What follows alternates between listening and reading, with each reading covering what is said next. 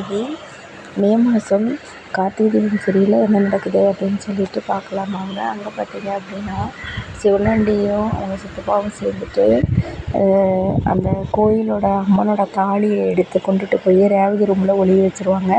அங்கே பஞ்சாயத்தில் போய் பார்த்தா கோயிலில் தாலி இருக்காது, கழுத்தில் சாமியோடது. பெரிய பிரச்சனை ஆயிரும். உடனே கார்த்தி நான் 1 மணி நேரத்தில் கண்டுபிடிச்சி கொண்டுட்டு வரேன் அப்படின்னு சொல்லிட்டு வந்துடுவார்.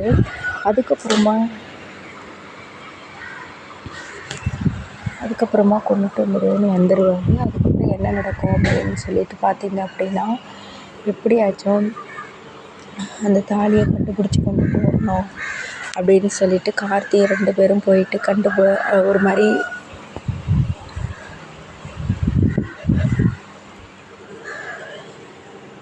அந்த இதை கண்டுபிடிப்பாங்க. அப்போ அந்த பொண்ணு ஒருத்தங்க இருப்பாங்க. அவங்க சிவனாண்டியோட சித்தப்பா முத்துவேல் வந்து என்ன பண்ணுவார் அப்படின்னா, தான் பழகிட்டு இருக்கிற பொண்ணுக்கிட்ட அந்த தாலியோட அம்மனோட அந்த கல்லை கொண்டுக்கிட்டு போய் விற்கிறதுக்கு போவாங்க. அப்போ கண்டுபிடிச்சி அங்கே ஒரு அம்மா வேலை செய்கிற அம்மாவுக்கு கண்டுபிடிச்சி கார்த்திகிட்ட சொல்லிடும். உடனே வந்துட்டு உன்னை போலீஸில் பிடிச்சி கொடுக்க வேண்டாம்னு சொன்னால் நீ முத்துவேலை ஒரு இடத்துக்கு நாங்கள் சொல்கிற இடத்துக்கு வர சொல்லும்பாங்க.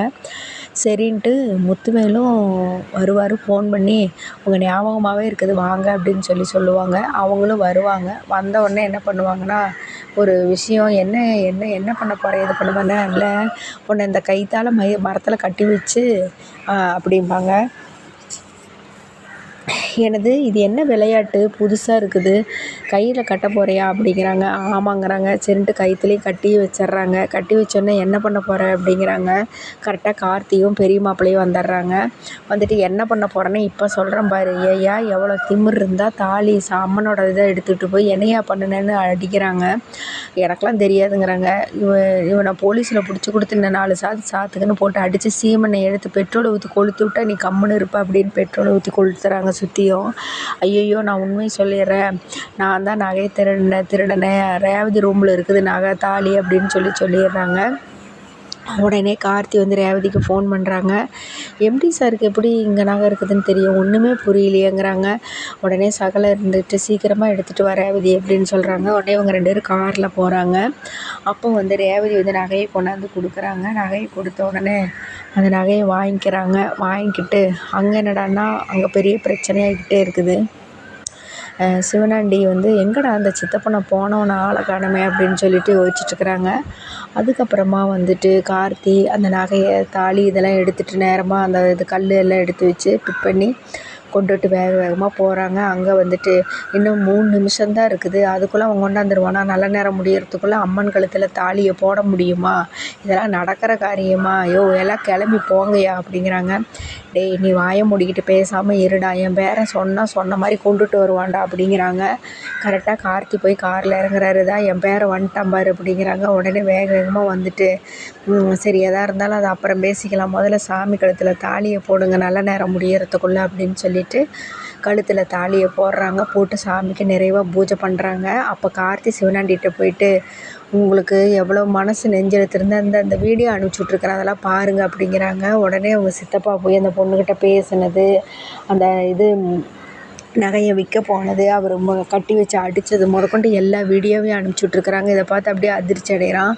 உங்களை வந்து காட்டி கொடுத்தோம், இப்போ எல்லாத்துக்கு முன்னாடி நான் இது பண்ணால் கண்டிப்பாக போலீஸில் கொண்டு போய் உள்ளே வச்சுருவாங்க. இப்போ நான் ஊர்க்காரங்கக்கிட்ட மட்டும் சொன்னேன்னா போட்டு தர்மடி வச்சுருவாங்க. அது வந்து என்னோடய நோக்கம் கிடையாது. இனிமேல் தேவையில்லாமல் என்னோடய விஷயத்தில் தலையிட்டிங்கன்னா உங்களுக்கு அவ்வளோதான், இதுதான் லாஸ்ட் அப்படின்னு சொல்லிட்டு போயிடுறாங்க.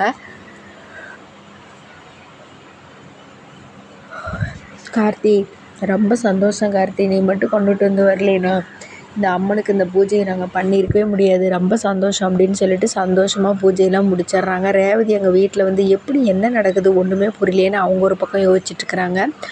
அதுக்கப்புறமா முத்துவேல் அங்கேருந்து வந்துட்டு மவனே அப்படின்ட்டு வராரு. சித்தப்பா உனக்கு ஏதாவது அறிவு இருக்குதா இல்லையா, உனக்கு என்னையா இந்த வயசில் சாவர வயசில் உனக்கு பொம்பளை சோக்கு கேட்குதாய்யா, என்னையா பண்ணி தொலைச்ச நீயே அப்படின்னு சொல்கிறாங்க.